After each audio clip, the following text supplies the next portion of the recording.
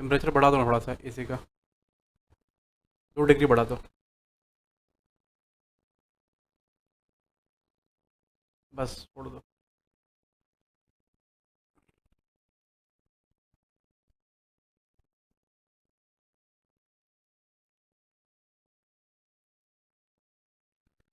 चलो, बस चलो, हमारा दूसरा क्लास है आज। बीकॉम फर्स्ट सेमेस्टर,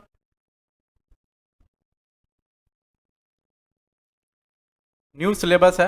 और जो न्यू सिलेबस हमारा है वो as per new education policy वैसा है। और ये हमारा दूसरा क्लास है। ठीक है, पहले क्लास में हमने आपके सामने बात करी कि भाई क्या क्या चैप्टर्स हैं, क्या क्या सब्जेक्ट्स हैं, क्या क्या सब्जेक्ट्स हैं पहले, उसके बाद क्या क्या चैप्टर्स हैं, किस तरह से क्वेश्चंस पूछे जा सकते हैं, उसके बारे में बात किया हमने आपसे। और कुछ थोड़ा बहुत पढ़ाई करी थी हमने। ठीक है, तो आज हम स्टार्ट करते हैं अपनी असली पढ़ाई। आज से हम स्टार्ट करेंगे। चलें, आ जाए एक बार, पहले एक बार जो पिछले क्लास में हमने करा था उस पर रिवीजन कर लेते हैं, एक छोटा सा चीज़। देखो, हम बेसिक्स पढ़ने वाले हैं, बेसिक कॉन्सेप्ट्स, और ये कम से कम नहीं तो 8 से 10 मार्क्स कवर करेगा। ठीक है, अभी तक सीयू ना मार्किंग पैटर्न नहीं दिया है। अभी तक क्या है कि जो नया सिलेबस आया है, आप नया सिलेबस में न्यू एजुकेशन पॉलिसी 2020 के अनुसार जो नया सिलेबस उन लोगों ने दिया उसके उसमें रहा है। तो उसमें क्या है कि उन्होंने ना अभी सिर्फ 2 सेमेस्टर का सिलेबस दिया है और कोई सिलेबस नहीं दिया। तो दो सेमेस्टर का सिलेबस दिया है उन्होंने, उसमें मार्किंग पैटर्न वगैरह नहीं है। ठीक है, कि कितने मार्क्स का कौन सा क्वेश्चन पूछा जाएगा, किस तरह से क्वेश्चन पूछेंगे, कुछ भी नहीं बताया उन्होंने अभी तक। सिर्फ सिलेबस दे दिया, बोला आप पढ़ाइए। ठीक है, तो उसके अनुसार अब हमको तो थोड़ा बहुत आइडिया है कि हाँ ये इतने का पूछ सकता है। तो इसमें से around around around 8 to 10 marks का इंट्रोडक्शन पार्ट से पूछेगा। ठीक है, अब देखिए हमने क्या पढ़ाई करी है इंट्रोडक्शन पार्ट में। सबसे पहले बात करते हैं। सबसे पहले हमने एक छोटा सा टॉपिक पढ़ा था, गैप। गैप का मतलब क्या होता है? तो गैप का जो फुल फॉर्म है वो है जनरली एक्सेप्टेड अकाउंटिंग प्रिंसिपल्स। अच्छा, इसका मतलब क्या होता है? जैसे जितनी सारी कंट्रीज हैं, जैसे हमारे देश में ले लो ना। हमारे देश में कितने राज्य हैं? 28 राज्य हैं। ठीक है, 28, 32, 4 केंद्र शासित है। हमको आइडिया नहीं है, थोड़ा सा मेरा जनरल नॉलेज बहुत अच्छा है, तुम लोग जैसे ही है। ठीक है, तो आ, जितने राज्य हैं ना, सब में अलग अलग तरह के लोग रहते हैं। अलग अलग तरह का उनके यहाँ ट्रेडिशन फॉलो होता है। अलग अलग तरह का खान पान है। जैसे बंगाली में अलग है, वेस्ट बंगाल में, उत्तर प्रदेश में अलग है, राजस्थान में अलग है, केरला में अलग है ना। सब जगह खान पान का तरीका अलग होता है, रहने का तरीका भी अलग होता है। लेकिन हम सब हैं कौन? भारतीय। ऐसे ही अकाउंट्स में भी क्या होता है कि जितनी कंट्रीज़ हैं, ठीक है, सबका अकाउंटिंग मेंटेन करने का तरीका हो सकता है अलग अलग हो। ठीक है, तो अब समझो अगर मान लो तरीका अलग अलग होगा तो हमें क्या करना, हम क्या करेंगे? वैसे मान लो कोई इंडिया से कोई चार्टर्ड अकाउंटेंट पास होता है और वो जा कर के न्यूजीलैंड में काम करता है। तो अगर न्यूजीलैंड में अकाउंटिंग करने का तरीका अलग होगा तो फिर इंडियन चार्टर्ड अकाउंटेंट तो बेकार हो जाएगा वहाँ जा कर के। फिर समझ रहे हैं ना? अब इतना बड़ा एग्जाम पास करे गया, बोले अब तो कुछ नहीं कर पा रहा है, तो नहीं, ऐसा नहीं हो पाएगा। ऐसा नहीं करना है, ऐसा नहीं होने देना है। इसलिए क्या किया गया है कि एक कॉमन रूल लाया गया है पूरे वर्ल्ड के लिए। इसको बोलते हैं कॉमन सेट ऑफ रूल्स। ठीक है, इस कॉमन सेट ऑफ रूल्स का नाम है जनरली एक्सेप्टेड अकाउंटिंग प्रिंसिपल्स। जैसे मान लो हम लोग अपनी कंट्री का एग्जांपल ले रहे थे कि अलग अलग राज्य हैं, अलग अलग राज्य का अलग अलग खान पान है, अलग अलग वेशभूषा है, अलग अलग बोलचाल है। लेकिन अगर मान लो कॉमन कोई चीज़ देखें तो क्या होगा कि एटलीस्ट रोटी तो सब कोई खाता होगा, ऑब्वियसली। सब्जी सब कोई खाता होगा। तो कोई कुछ नहीं खाने का आदी होगा तो भी वो रोटी सब्जी तो खा ही लेगा, यूनिवर्सल चीज़ है ना? वैसे ही कि कोई किसी भी कंट्री में कोई कहीं भी काम करने के लिए जाए तो किसी भी कंट्री का पढ़ा लिखा अगर व्यक्ति हो जो वहाँ का अकाउंटिंग का कोर्स किया हो तो वो उस किसी दूसरे कंट्री में जाकर के काम कर पाए। तो इसलिए ना उन लोगों ने एक रूल लाया जिसको बोला गया जनरली एक्सेप्टेड अकाउंटिंग प्रिंसिपल। तो ये जनरली एक्सेप्टेड अकाउंटिंग प्रिंसिपल क्या है? एक यूनिफॉर्म रूल है जो पूरे वर्ल्ड में सब पर अप्लाई होता है। और ये क्यों लाया गया है? एकता लाने के लिए। एकता मतलब यूनिफॉर्मिटी। इसमें अकाउंटिंग करने में यूनिफॉर्मिटी लाना, मतलब हम जब अकाउंटिंग करेंगे तो जो डेबिट क्रेडिट करते हैं, जो बैलेंस शीट बनाते हैं, जो पीएल बनाते हैं, वो सब एक तरह से बने और सभी लोग जो है उसको समझ पाए। तो गैप का मतलब क्या हो गया? Generally accepted accounting principles. ये किस लिए लेकर के आया गया है? अकाउंटिंग में यूनिफॉर्मिटी लाने के लिए लाया गया है कि एक जैसा बना दे अकाउंटिंग हम। अच्छा, गैप क्या है बेसिकली सर? रूल्स है और रेगुलेशंस है। जैसे इंडिया में अकाउंटिंग स्टैंडर्ड्स है, इसको रूल्स एंड रेगुलेशन बोला गया है। Concepts and convention, rules and regulation बोला गया है इसको, ठीक है। तो बेसिकली हम जो पढ़ने वाले वो क्या पढ़ने वाले? गैप। अभी जो पढ़ने वाले गैप का मतलब भैया, गैप मीन्स पॉलिसीज या principles to bring uniformity in practice of accounting. उस गैप के अंदर में ना अकाउंटिंग स्टैंडर्ड और कॉन्सेप्ट्स एंड कन्वेंशंस आते हैं। तो कॉन्सेप्ट्स एंड कन्वेंशंस के बारे में हम पहले पढ़ेंगे, क्योंकि इससे बहुत ज़्यादा मार्क्स का पूछने का चांसेस है, 8 से 10 नंबर का पूछने का चांसेस है, ठीक है, पूरा थियरी से बेसिकली। तो हम पहले अकाउंटिंग कॉन्सेप्ट्स के बारे में पढ़ेंगे। पहला कॉन्सेप्ट हमारा अकाउंटिंग का है जो है एंटिटी कॉन्सेप्ट। क्या है? Entity concept. अब देखना, ध्यान से सुनना। एंटिटी कॉन्सेप्ट दो लाइन बोलेंगे बस इसके बारे में, फिर लिखना चालू करेंगे। एंटिटी कॉन्सेप्ट जो है ना, वो कहता है कि बिजनेसमैन और बिजनेस दो अलग अलग लोग हैं। Entity concept states that businessman and business करने वाला और बिजनेसमैन। जैसे मान लो ये मिस्टर ए है, ठीक है, इसकी एक कंपनी है, ए एंड कंपनी, ठीक है। तो एंटिटी कॉन्सेप्ट बोलता है कि मिस्टर ए और मिस्टर ए एंड कंपनी, ये कौन है? ये दो अलग अलग लोग हैं, एक व्यक्ति नहीं है, दो अलग अलग लोग हैं, आइडेंटिकल पर्सन नहीं है, अलग अलग लोग हैं। अच्छा, अलग अलग लोग हैं तो इसका क्या मतलब हो गया? अलग अलग लोग हैं तो अलग अलग लोग हैं तो जितनी भी एंट्रीज हम रिकॉर्ड करेंगे बुक्स में, तो हम इसको अलग ध्यान में रखेंगे, इसको अलग ध्यान में रखेंगे। मतलब जितने भी बुक्स में एंट्री रिकॉर्ड करेंगे वो बिजनेस को ध्यान में रख के रिकॉर्ड करेंगे। जैसे एक छोटा सा एग्जांपल देता हूँ। जैसे मान लो मिस्टर ए मिस्टर बी को उधार देते हैं, ठीक है, लोन देते हैं। तो मिस्टर बी के लिए वो क्या होगा? लाइबिलिटी, क्योंकि मिस्टर बी लोन लिया। और मिस्टर ए के लिए क्या होगा? एसेट, क्योंकि वो लोन दिया। जैसे हम तुमको 10,000 रुपये अगर देते हैं तो तुम्हारे लिए वो क्या होगा?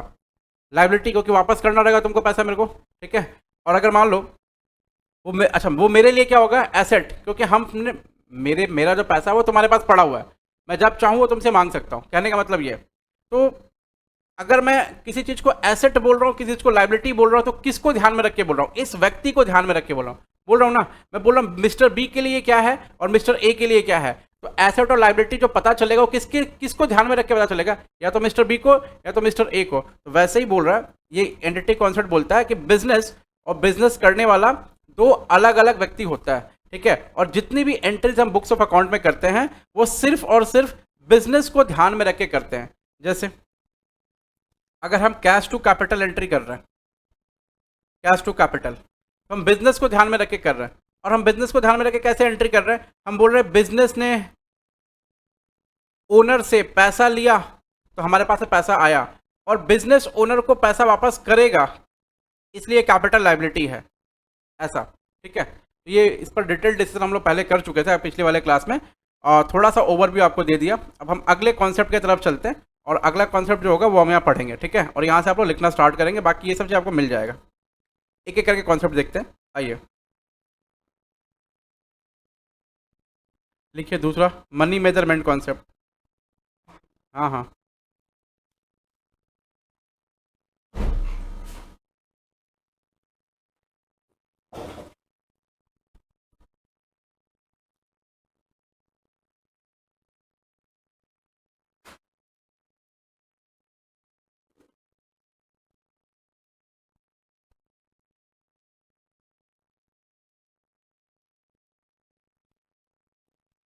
लिखो money measurement concept.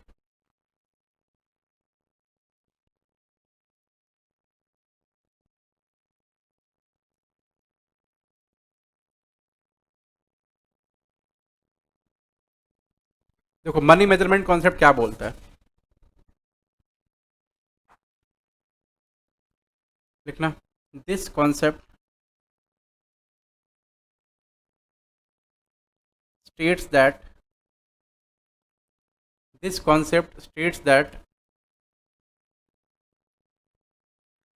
only those transactions only those transactions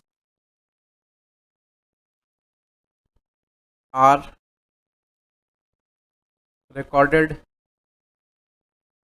in books of account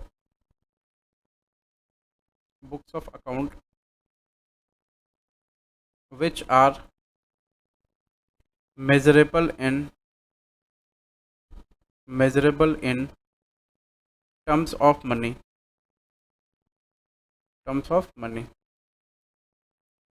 ठीक है। एकदम ध्यान से सुनना। देखो बीकॉम वगैरह में क्या होता है, ये जो मैं पढ़ा रहा हूँ ना, ये सब चीज़ सब कुछ छोड़ के चले जाता है, ठीक है। जैसे मान लो 80 नंबर का पेपर है तो लोग ये सब 10-12 नंबर छोड़ देते हैं, और ये बहुत सिंपल और बहुत इजी चीज़ होता है, सिर्फ कहानी की तरह सुनना है और एग्जाम में लिखने का। तो हम क्यों छोड़ेंगे भाई जो इतना सिंपल हो, समझ रहा है ऐसा। तो इसीलिए बेसिक कॉन्सेप्ट बहुत बहुत ज़्यादा ज़रूरी है। ये क्या बोला कि this concept states that only those transactions which are measured in terms of money are recorded in the books of account. मतलब बुक्स, अच्छा आप लोग को इवेंट ट्रांजैक्शन ये सब तो बताना नहीं पड़ेगा, ऑलरेडी सब कुछ आता होगा, इवेंट ट्रांजैक्शन वगैरह, ठीक है। देखिए जैसे मान लो एग्जाम्पल में लिखना नहीं, हाँ एक एग्जाम्पल लिख रहा हूँ। जैसे mister x sold goods worth ₹6,000। दूसरा, chairman of x limited died, ऐसा।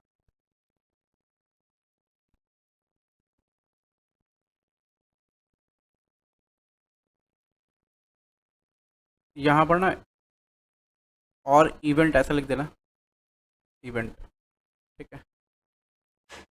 ट्रांजैक्शन के बाद और करके इवेंट्स लिख देना, ठीक है।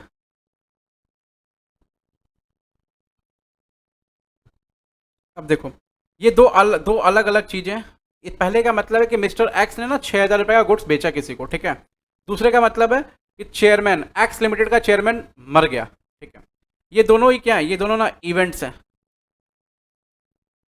इन दोनों में कौन सा इवेंट जो है बुक्स ऑफ अकाउंट में रिकॉर्ड होगा, इन दोनों में कौन सा इवेंट्स बुक्स ऑफ अकाउंट में रिकॉर्ड होगा, जिस इवेंट का मेजरमेंट हम मनी वैल्यू में कर पाएंगे।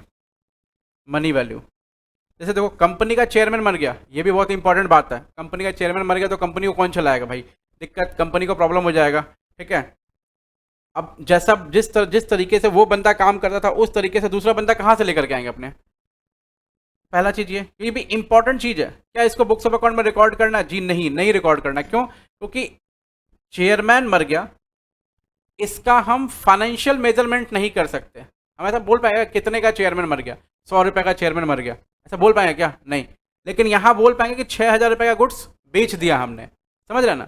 तो जिसका हम मनी में मेजरमेंट कर पा रहे हैं सिर्फ वही, ये दोनों इवेंट्स हैं, जिसका हम मनी में मेजरमेंट कर पा रहे हैं वही इवेंट्स बुक्स ऑफ अकाउंट में रिकॉर्ड होंगे, और जिसका मनी में मेजरमेंट नहीं हो पा रहा वो इवेंट्स बुक्स ऑफ अकाउंट में रिकॉर्ड नहीं होंगे। समझ आ रहा है? ओके, मैं फिर से बोल रहा हूं, वो ट्रांजैक्शंस या वो इवेंट बुक्स ऑफ अकाउंट में रिकॉर्ड होते हैं जिनका मनी में मेजरमेंट होता है, जिनका वैल्यू फाइंड आउट किया जा सके। वैल्यू जैसे हम बोलते हैं ना, 100 रुपए की लस्सी बाई की हमने, ठीक है, 500 का माउस खरीदा, this is what we can measure it in money value, ठीक है। मैं ये बोल सकता हूँ कि मैं 500 का माउस चला रहा हूँ, ठीक है, ये बोल सकता हूँ, लेकिन ये माउस को चलाने से कोई मनी वैल्यू क्रिएट नहीं हो रही है, ठीक है। मनी वैल्यू क्रिएट होना है। जैसे आप पानी पी रहे हैं तो हम ये बोल सकते हैं वो उस पानी का प्राइस कितना है, ये फाइंड आउट हो सकता है पानी का प्राइस कितना है, लेकिन जब उस पानी का प्राइस फाइंड आउट करने के लिए आपको मार्केट से पानी खरीदना पड़ेगा। अब यहाँ पानी पी रहे हैं आप, ठीक है, तो ये ट्रांजैक्शन, पानी पीना लेन देन नहीं हुआ, पानी पीना मनी में मेजरमेंट नहीं हो पा रहा, ठीक है। घर में खाना खा रहे हैं, क्या उसका वैल्यू फाइंड आउट कर सकते हैं मनी वैल्यू में? नहीं। तो जिसका मनी में वैल्यू फाइंड आउट कर सकते हैं ना, उसी को बुक्स ऑफ अकाउंट में रिकॉर्ड करते हैं। बात समझ में आ रही है सबको? कोई दिक्कत इसमें नहीं। 1 नंबर के से 2 नंबर का ये लिखने के लिए आता है, तो आप कैसे लिखेंगे? एकदम सिंपल, आप भी याद करके जाने का घर, हाँ बोलने का मेरे को। ओनली दोज ट्रांजैक्शन, एक सेकंड, मैं जो बोलूंगा साथ साथ में बोलिएगा, हाँ एक सेकंड रुको, मैं जो बोलूंगा साथ साथ में बोलने का आपको। मनी मेजरमेंट कॉन्सेप्ट जो होता है वो क्या बोलता है? This concept states that only those transactions are recorded in books of account, only those transactions are recorded in the books of account. ये लाइन इंपॉर्टेंट नहीं है लेकिन बोलने का, क्योंकि लिखने का तरीका बनाना है। Which can be measured in monetary terms, ठीक है, यहाँ दूसरा लाइन लिखा है which can be measured in monetary terms. अगर इसकी लाइन पढ़ेंगे तो क्या होगा, this concept states that only those transactions और events are recorded in books of account which are measurable in terms of money. तो आपको कीवर्ड, क्या कीवर्ड समझते हैं, किसी भी आंसर में एक ऐसा 2-3 वर्ड ऐसा होता है जिससे आंसर बनता है, ठीक है, उसको कीवर्ड बोलते हैं। तो measurable in terms of money जो लिखा हुआ ना, ये इसका कीवर्ड है, मतलब इसी से इस पूरे कॉन्सेप्ट का आंसर बन रहा है। तो ओनली दोज ट्रांजैक्शंस या events are recorded in books of account which can be measured in terms of money या which is measurable in terms of money. तो आपको क्या याद रखने का है, which can be measured in terms of money या which are measurable in terms of money, सिर्फ वही बुक्स ऑफ अकाउंट में रिकॉर्ड हो, याद रहेगा, ठीक है, एकदम अच्छे से याद रहेगा, ठीक है। अच्छा, इसके लिए ना एक एग्जाम्पल देना होगा परीक्षा में आपको, क्या एग्जाम्पल देंगे, यही वाला एग्जाम्पल दे देंगे, ठीक है। ये जो मैंने 2 एग्जाम्पल लिखा वो 2 एग्जाम्पल लिख लीजिए आप और इसको दोनों एग्जाम्पल डाल दीजिएगा। और इसके नीचे लिखिए कैन नॉट बी रिकॉर्डेड,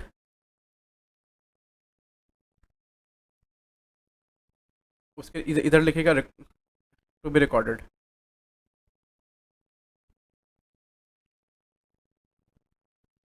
जैसे हम लोग ये जैसे टॉपिक खत्म, देखो 2 मेन मॉक टेस्ट अपना होगा एग्जाम होने के पहले, ठीक है, लेकिन जैसे जैसे हम लोग टॉपिक खत्म करेंगे तो हम लोग बेसिकली एक राइटिंग प्रैक्टिस, क्योंकि अब तो एग्जाम में सब लिखने वाला आ गया, तो प्रॉब्लम है कि हमको लिखना आना चाहिए, ठीक है।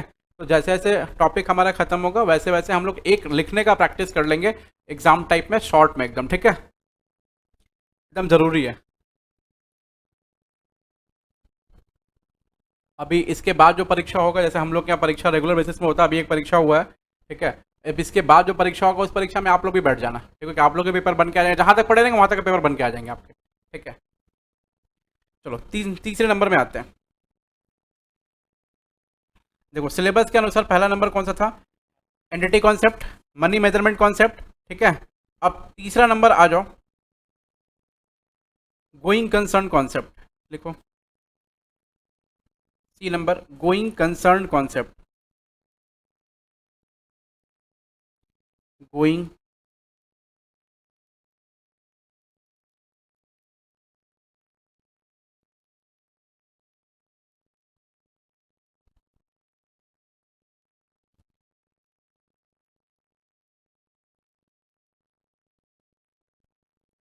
गोइंग कंसर्न कॉन्सेप्ट का मतलब क्या होता है, एकदम ध्यान से समझना। देखो ध्यान से आप सुनोगे सब एक बार में याद हो जाएगा, ठीक है, जैसे पहले वाला याद हुआ ना वैसे अभी वाला भी याद हो जाएगा। गोइंग कंसर्न कॉन्सेप्ट का मतलब है, जैसे छोटा सा एग्जांपल पहले लेते हैं, कोई भी बिजनेस है, जैसे मान लो रिलायंस इंडस्ट्रीज के असली मालिक कौन थे, याद है क्या, हाँ धीरू भाई अंबानी, सबको पता है ये बात। धीरू भाई अंबानी अब इस दुनिया में नहीं रहे, वो चले गए हैं, ठीक है। तो क्या उनके जाने के बाद उनकी कंपनी उनके साथ चली गई या बंद हो गई, क्या नहीं, क्यों, देखो एक तो पहले सबसे पहले कि ये प्रकृति का नियम है, ईश्वर का बनाया हुआ है कि आप खाली हाथ आते हैं और खाली हाथ जाते हैं, हाँ, लेकिन लेकिन जब बच्चा आता है ना धरती पे तो मुट्ठी बांध के आता है और जाता है तो ऐसा खाली हाथ रहता है। तो ये तो पहले प्रकृति का नियम है। हमारा अकाउंटिंग कहाँ आता है इसके अंदर, उसमें बात कर लेते हैं हम लोग, ठीक है। ये लाइट जला दो ना बीच वाला एक बार आके, थोड़ा लाइट कम हो जा रहा है, बताते हैं हम कहाँ, हाँ हाँ करेक्ट करेक्ट, गुड, अब ठीक है, उजाला लग रहा है, सुबह हो गया। चलो सुनो जरा, वैसे ही गोइंग कंसर्न कॉन्सेप्ट क्या कहता है बेटा, एकदम ध्यान समझना, मैं लिटरली बता रहा हूँ, परीक्षा में जैसे आप मेरी बात ध्यान से सुनोगे ना, परीक्षा में कुछ भी मतलब याद करने का नहीं रहेगा, क्योंकि जो अभी तो जितने लोग पढ़े हैं मेरे से उन लोगों को पता है कि परीक्षा में पढ़ने की जरूरत नहीं रहेगा, अगर आप थोड़ा पढ़ लेंगे मेरे साथ साथ तो थोड़ा पढ़ना होगा, लेकिन ना थोड़ा पढ़ लेना, थोड़ा पढ़ लेना ठीक है, तुम भी थोड़ा पढ़ लेना बेटा। इन लोग थोड़ा थोड़ा कम पढ़ा था, कम पढ़ा था, क्यों पढ़ा था कम, आप थोड़ा पढ़ लेना, हाँ। और आप लोग पूरा ध्यान से सुनना, ठीक है, देखिए आप लोग कंटिन्यू करेंगे बहुत मजा आएगा आप लोग को। हम लोग ऐसा मतलब ये पढ़ाई नहीं होता, फन होता है एकदम, लेकिन आपको सब याद हो जाएगा एकदम, ठीक है। कुछ भी आपको मतलब मैं बता रहा हूँ बीकॉम वगैरह में तो घर में पढ़ना पड़ेगा तो फिर मेरा पढ़ाना ही बेकार है, तुम समझ लो, ठीक है।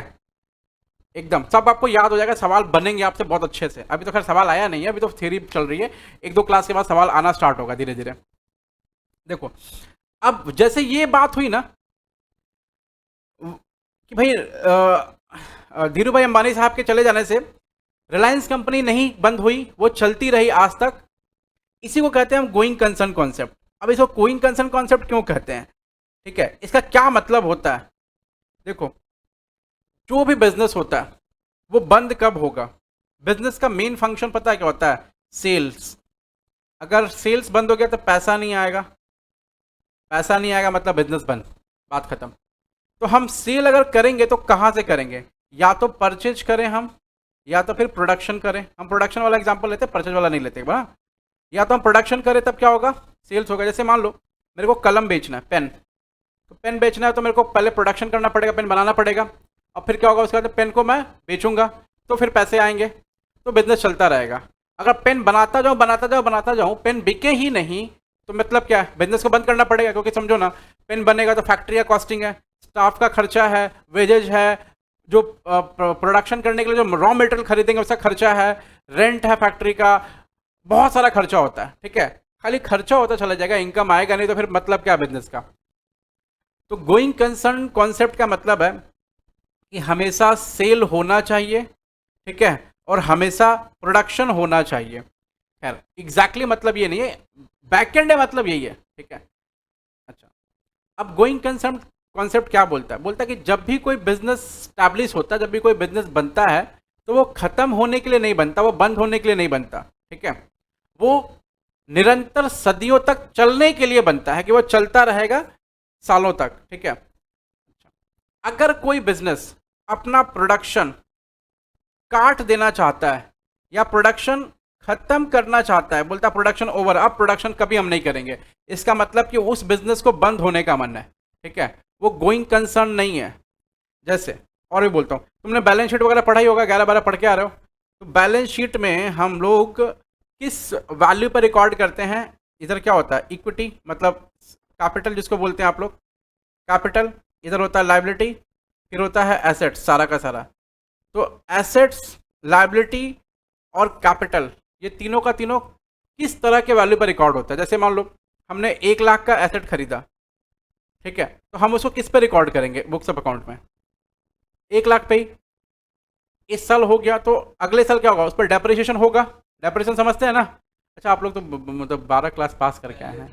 हाँ घटना, हमको लग रहा है कि 11 का बच्चा लोग है, भूल जा रहे हैं हम, ठीक है। जब भी कोई छोटा बच्चा लोग को पढ़ाते तो हमको लगता है कि अब तो नया बच्चा है। डेप्रिसिएशन समझता होगा ना सब कोई, नहीं समझा बोलना मेरे को। डेप्रिसिएशन मतलब वैल्यू, एसेट का वैल्यू घटना। हाँ, तो 1 साल यूज करेंगे तो वैल्यू घटेगा, तो घट गया मान लो, तो किस पर रिकॉर्ड, मान लो 10,000 घट गया तो 90,000 पर रिकॉर्ड हुआ, ठीक है। तो अच्छा, फिर अगर मान लो अगले साल घट गया तो फिर 80,000 पर रिकॉर्ड होगा। अगर मान लो इसी की मार्केट प्राइस 1,50,000 रुपये है, तो क्या हम 1,50,000 रुपये एसेट को लिखेंगे क्या, नहीं लिखेंगे, कभी नहीं लिखेंगे। क्यों, क्योंकि हमको ये बिजनेस चलाना है, ठीक है, इसलिए जो एसेट का वैल्यू है उसी पर लिखेंगे। अच्छा अगर मान लो इसका वैल्यू हम ना, कोई फर्नीचर उसका वैल्यू हम 1,50,000 लिख देते हैं और ये मार्केट प्राइस है, और पूरा बैलेंस शीट में जितना एसेट है सब मार्केट प्राइस पे लिखते हैं, लाइबिलिटी जो है ना वो सब पेबल वैल्यू पे लिखते हैं। इसका मतलब ये है कि हमको सारा एसेट बेच करके लाइबिलिटी का पैसा दे करके आज बिजनेस बंद करके जाना है, ठीक है। इसका मतलब ये होता है, अगर कभी भी आपको बैलेंस शीट, अगर बैलेंस शीट आपको मार्केट प्राइस पे मिले, इसका मतलब है कि वो बंदा अपना बिजनेस उसी दिन बंद करना चाहता है, क्योंकि वो सारा एसेट और लायबिलिटी का वैल्यू को पता कर रहा है, कितना हमको लेना है और कितना हमको देना है, और फिर हमको अल्टीमेटली यहाँ से जाना है। तो गोइंग कंसर्न एजम्पशन क्या बोलता है, गोइंग कॉन्सेप्ट एजम्पशन बोलता है कि जो भी हमारा बिजनेस है वो भविष्य में चलने के लिए बना है, ठीक है। इंग्लिश लिखवाऊंगा इसका, इसका इंग्लिश है कि कोई भी बिजनेस अगर फोरसीएबल फ्यूचर में, फोरसीएबल फ्यूचर का मतलब दूरगामी भविष्य, बहुत दूर तक देख रहा है वो, खड़ा होकर के यहाँ 2000 में खड़ा होकर के 2090 तक देख रहा है ऐसा, या 2023 में खड़ा होकर 2170 तक देख रहा है, 2170 तक देख रहा है, तो बोला कि इतना दूर तक देख रहा है। और हम ये सोच देख कर ये समझ में आ रहा है मेरे को कि हमारा बिजनेस जो है भविष्य में बहुत दिन तक चलेगा, और ना ही हमको अपना प्रोडक्शन को कम करने का कोई मन है, और ना ही हमको अपना सेल को कम करने का कोई मन है, ठीक है, बस इतना ही। आ जाओ लिखते हैं, लिखो ना। दिस कॉन्सेप्ट स्टेट्स दैट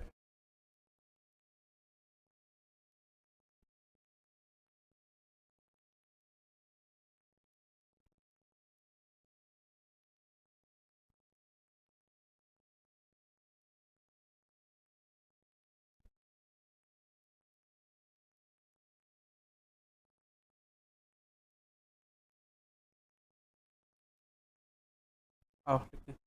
क्या लिखा हमने? अभी कुछ लिखा नहीं है। हाँ, दिस कॉन्सेप्ट स्टेट्स दैट, लिखो ना। This concept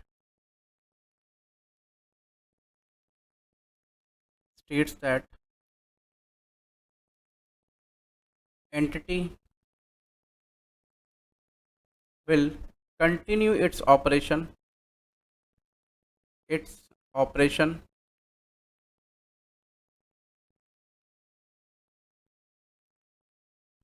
for the foreseeable future. Entity will continue its operation for the foreseeable future. अब ये फोरसेबल वर्ड का मतलब क्या पता है? इसका हिंदी लिख लो। इस फोरसेबल वर्ड का मतलब लिख लो।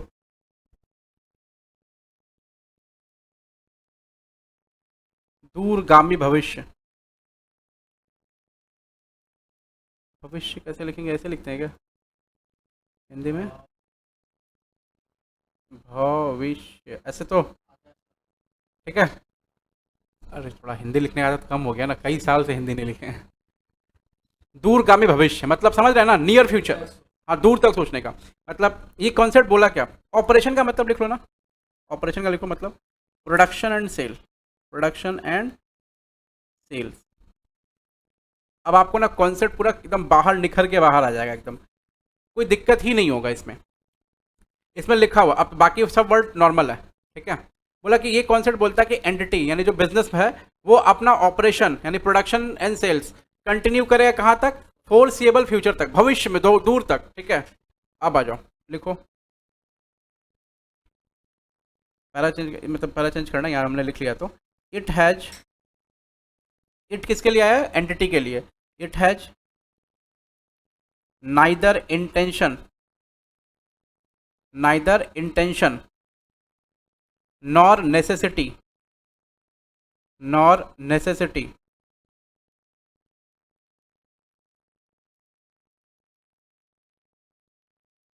to curtail its operation.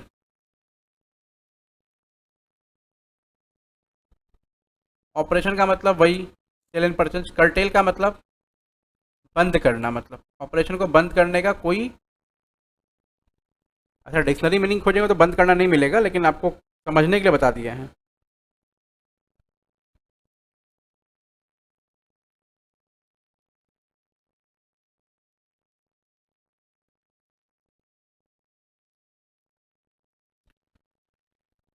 समझ आया क्या बोलना होगा? अगर कोई पूछे गोइंग कंसर्न कॉन्सेप्ट क्या होता है तो आपको बोलना होगा कि देखिए एंटिटी जो है अपना ऑपरेशन फोरसिएबल फ्यूचर तक कंटिन्यू करेगी। जैसे आप फोरसिएबल फ्यूचर वर्ड लिख देंगे ना, आपको एग्जामिनर 2 में 2, 3 में 3, जितने मार्क्स का रहेगा पूरा नंबर, क्योंकि ये सब वर्ड को क्या वर्ड है? ये सब इसका टेक्निकल वर्ड है, की वर्ड है इसका, ठीक है।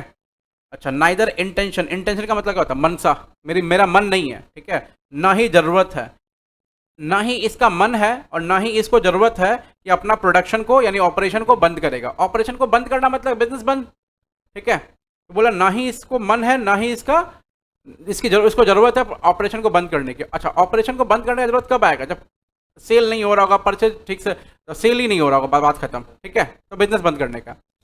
तो गोइंग कंसर्न कॉन्सेप्ट क्या बोलता है? The entity will continue its operation for the foreseeable future, ठीक है। It has neither intention nor necessity to curtail its operation. समझ गया ना? याद रहेगा एकदम अच्छे से? Okay great. चलो तीसरे कॉन्सेप्ट में आते हैं। तीसरे कॉन्सेप्ट में ऊपर मैंने एक्चुअली इसको नीचे ले आता हूँ पहले, वो ये जो यहाँ पड़ा हुआ है ना, ऐसे कंसेप्ट है बहुत सारा, लेकिन जो सिलेबस में है वही पढ़ाने का।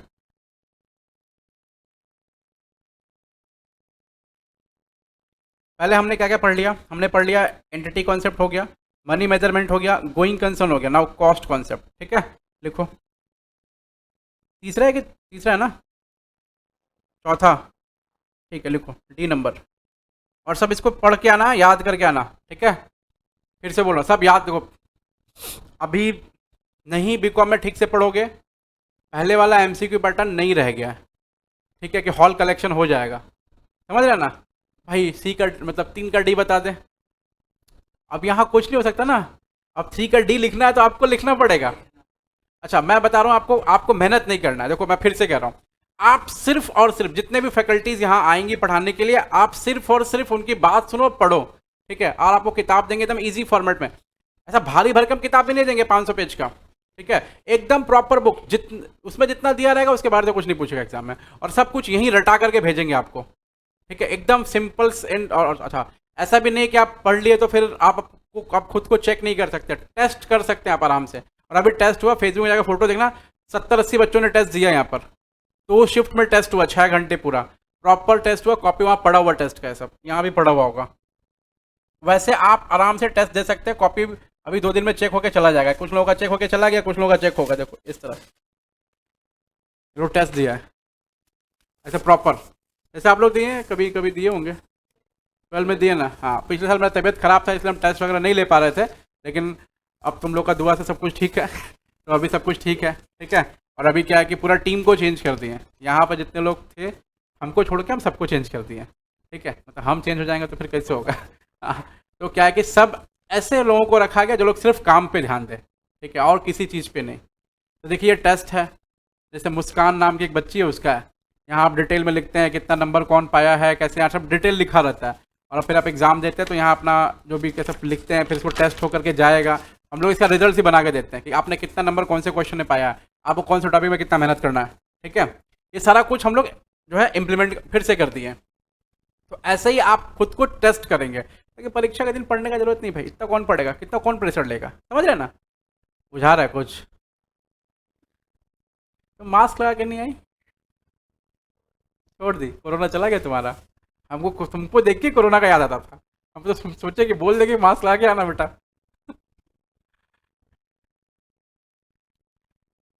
चलो खैर कोई भी नहीं, आ जाओ। कॉस्ट कॉन्सेप्ट लिखना है ना, एकदम मन लगा के पढ़ो। ठीक है, आप लोग जहाँ आए हैं ना, मैं फिर से बता रहा हूँ, द बेस्ट इन हावड़ा है, लिटरली बोल रहा हूँ। ठीक है, हम लोग बहुत मेहनत करते हैं बच्चों के पीछे, बहुत मतलब बहुत। और बस आप अपना 100% दो ना, यहाँ से आपको जो लेना ले जाओ। ठीक है, इस रूम में कोई चीज़ मेरा नहीं है, सब आपका है। ये सब कुछ हम अपने लिए कुछ यूज़ करते हैं क्या? नहीं। मेरे लिए कुछ है क्या? नहीं।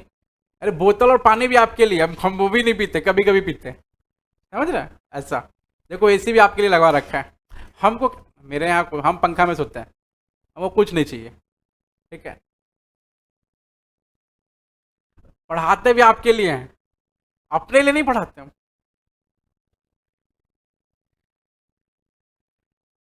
आप सीखेंगे ना। आइए, चलो लिखो कॉस्ट कॉन्सेप्ट, इसका एक और नाम है, और historical cost concept. Historical cost concept.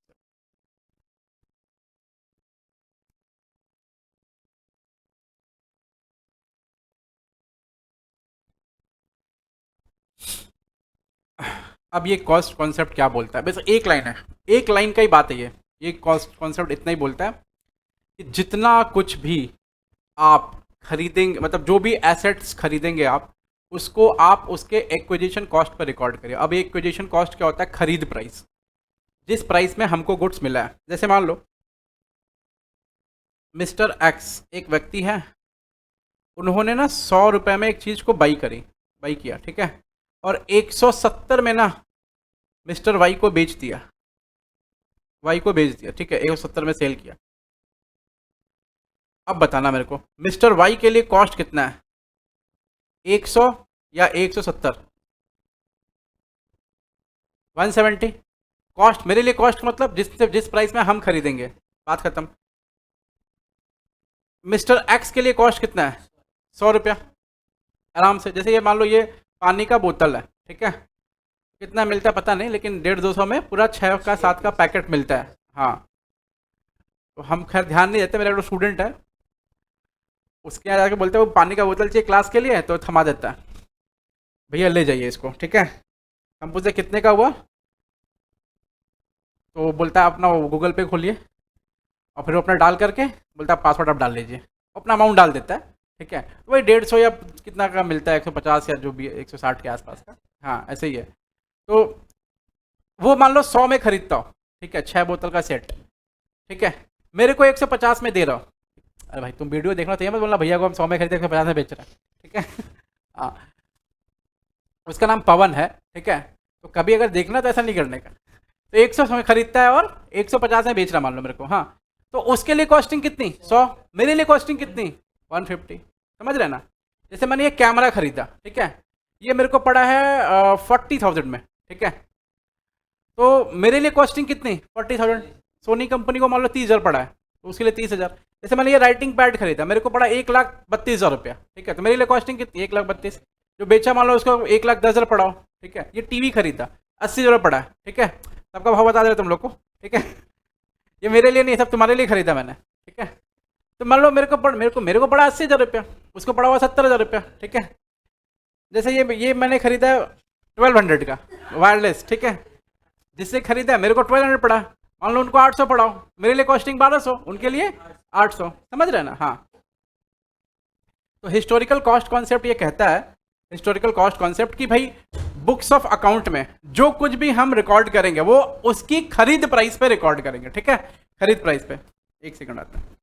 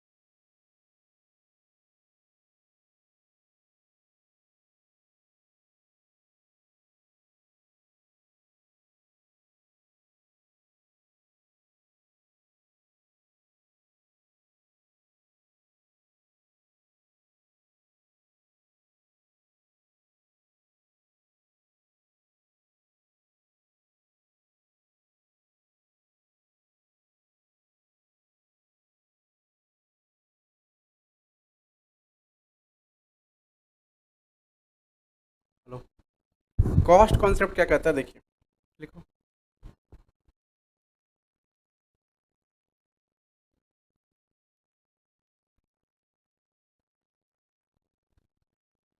देखो, this concept states that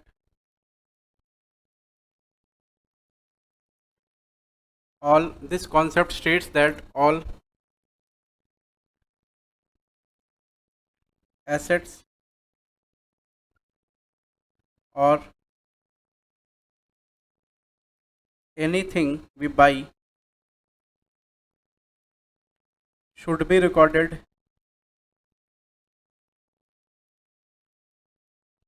at its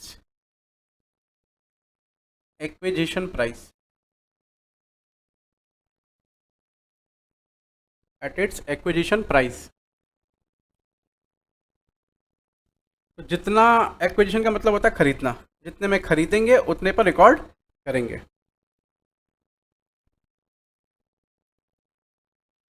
जैसे x bought a machine for 1 lakh, तो रिकॉर्डिंग किस पे होगा, एट दिस प्राइस। ये एक्विजिशन कॉस्ट हो गया, ठीक है।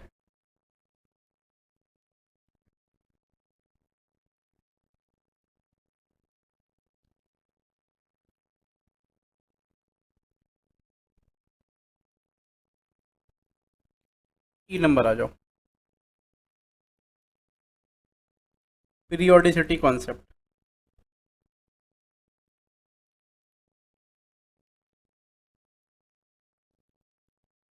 और इसका एक और नाम है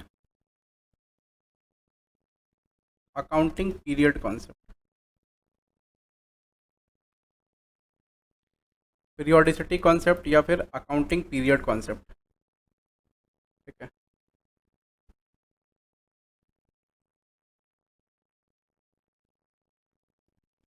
अब ये अकाउंटिंग पीरियड कॉन्सेप्ट क्या कहता है,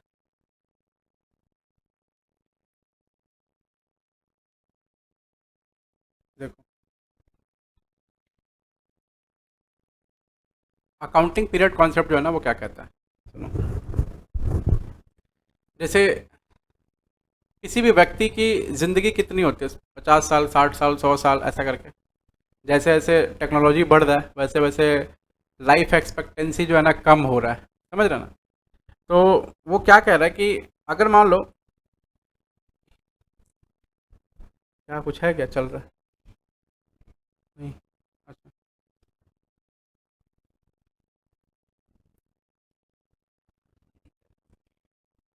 तो है गिरा भी, क्या था।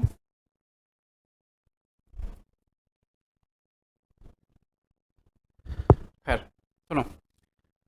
अकाउंटिंग पीरियड कॉन्सेप्ट या पीरियोडिसिटी कॉन्सेप्ट क्या कहता है, बोलता है कि बिजनेस की जो लाइफ है ना वो इनफाइनाइट है, मतलब जब तक हम उसको बंद ना करें तब तक। जैसे अब धीरू भाई अंबानी चले गए लेकिन उनका बिजनेस चल रहा है, लोग आएंगे जाएंगे लेकिन जो बिजनेस है वो चलता रहेगा। टाटा कंपनी को जमशेदजी टाटा ने शुरू किया था, वो तो चले गए, ठीक है, अभी बिजनेस चल रहा है। तो ये कहने का मतलब है कि अकाउंटिंग पीरियड कॉन्सेप्ट कहता है कि जो बिजनेस है उसकी लाइफ इनफाइनाइट है, उस इनफाइनाइट लाइफ को ना छोटे छोटे टुकड़ों में बांटा गया है, जिस टुकड़े का नाम है 1 साल, और बोलते हैं उसको अकाउंटिंग ईयर या फाइनेंशियल ईयर। और उसी टुकड़ों के अनुसार हम क्या करते हैं, बिजनेस का रिजल्ट को फाइंड आउट करते हैं, ठीक है। लिखो,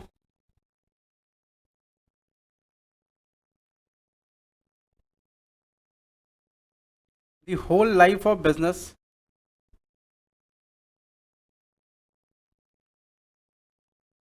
the whole life of business is divided, sorry, the whole life of business is infinite, is infinite,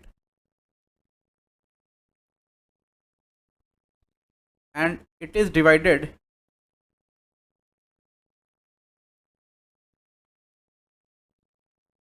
in small parts called accounting year, accounting year। all transactions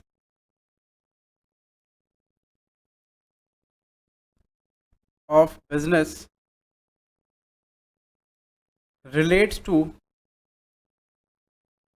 all transaction of business relates to a particular accounting period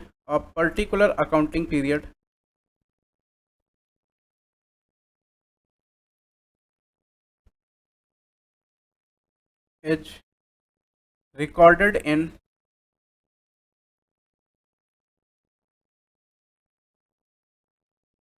that accounting period.